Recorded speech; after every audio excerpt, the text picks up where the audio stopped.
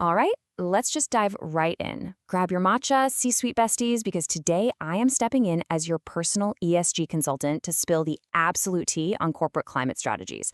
Are your carbon offsets giving greenwashing vibes? Don't panic. Today we're looking at the hard data to give you the ultimate roadmap to high-integrity, cancel-proof carbon markets. So here's the game plan to keep your brand out of its climate villain era. First up, the carbon offsetting tea. Then we'll check the receipts. After that, why avoidance is canceled, followed by registries and SDG premiums, and finally, we'll wrap up with your ultimate net zero playbook. All right, part 1. The carbon offsetting tea. Honestly, is your climate strategy giving greenwashing? Because right now, the media and watchdog groups are absolutely obsessed with calling corporate sustainability a total scam. So, are we literally just buying indulgences? Critics look at massive companies like your Shells, your Volkswagens, who are retiring millions of tons of carbon credits. And they're claiming these companies are just buying cheap credits to avoid doing the actual hard work. They're basically arguing it's just paying for the right to pollute while looking good for PR. Which brings us to part 2, the receipts. Because guess what? It is definitely not just greenwashing. Okay, it is time to look at the hard data from Arbonix that proves a robust corporate carbon strategy is actually incredibly valid, effectively destroying those boomer-level misconceptions. We literally brought the receipts. Voluntary carbon credit buyers are actually 3 times more likely to have strict, approved, science-based targets than non-buyers. That's the Science Based Targets Initiative, by the way, which is the absolute gold standard for corporate decarbonization. So voluntary buyers are actually doing the real work, keeping their main character energy completely intact. Look at this. They're 1.2 times more likely to report their emissions. They're decarbonizing at twice the rate of non-buyers. They use low-carbon energy 2.5 times more, and they are twice as likely to have an internal carbon price. You aren't just buying your way out of the work. The data actually shows you are doing the most. Moving on to part 3. Avoidance is officially canceled. We are talking about a major vibe shift here. So I do have to deliver some bad news to anyone holding a massive portfolio of legacy credits.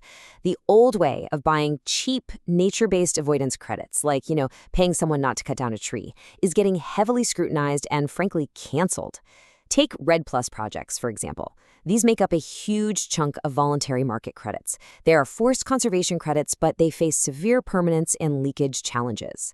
Studies have shown some literally have an overcrediting ratio of 1 to 13.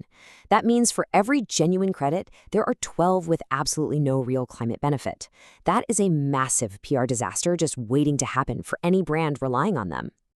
If we look at the market timeline, right now, those cheap avoidance credits flooding the market, they are entirely out.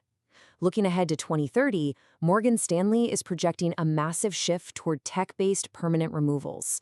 And by 2035, analysts are recommending a complete phase-out of non-removal offsets. The era of cheap avoidance is officially ending. So what's actually in? Direct air capture facilities, giving major main character energy. These massive tech plants are the future, bringing permanent carbon dioxide removal, or CDR, to the chat. They literally pull CO2 directly out of the atmosphere and store it safely underground. Now, high-integrity, tech-based carbon removal is definitely expensive right now. We're talking up to $600 per ton, which is wild compared to the $4 average of the old voluntary market. But it offers the absolute quantification certainty you need. You know exactly what you are paying for, which guarantees you avoid getting ratioed by regulators and activists over false claims. All right, let's hit part 4, registries and SDG price premiums. Let's dive into the registry wars and exactly why European buyers are simping for specific verifications over others. Because not all credits are created equal. It's basically a showdown between 2 giants. On one side, we have Vera. This is the volume play. It's the largest registry, it's highly liquid, handles massive nature-based projects, and is heavily favored by US corporate buyers. On the flip side, we have Gold Standard. This brings the absolute premium vibe, requiring mandatory Sustainable Development Goal, or SDG, co-benefits for every single project they verify. And those verified SDG co-benefits, they translate directly to cash.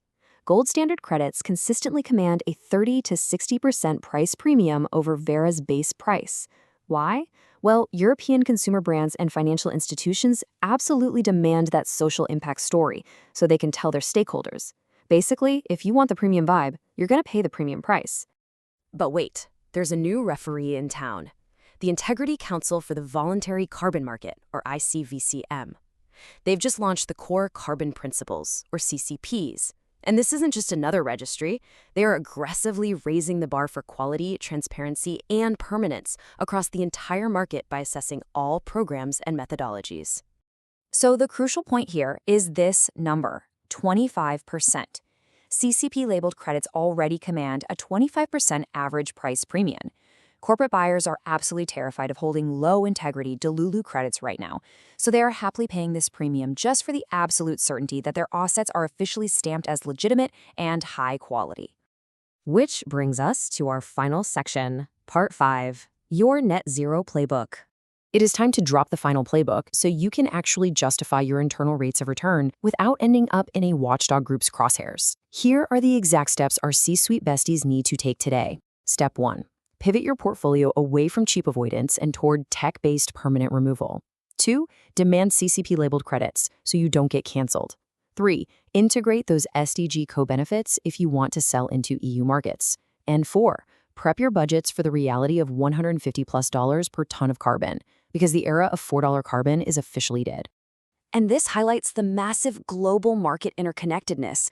Bloomberg projections show the reformed voluntary market could reach $30 to $35 billion annually by 2035. As it scales globally like this, being ahead of the curve and securing high-integrity supply right now is a massive, massive competitive advantage. I want to leave you with this reality check from DW News. Quote, holding just one card or two cards, net zero or carbon offsets, that's just a very weak hand as far as climate change is concerned. You literally cannot rely solely on offsets to fix your scope emissions. You need an entire package of tactics, actual reductions, internal pricing, and high-quality offsets. So here's the final question for you. Are you holding a weak hand of cheap offsets, or are you ready to buy the real deal? Stay toxic to your emissions, but keep your credit quality pure. If you're ready to explore high-integrity tech removals, you've got the playbook. Thanks for joining me on this explainer, and I will catch you next time.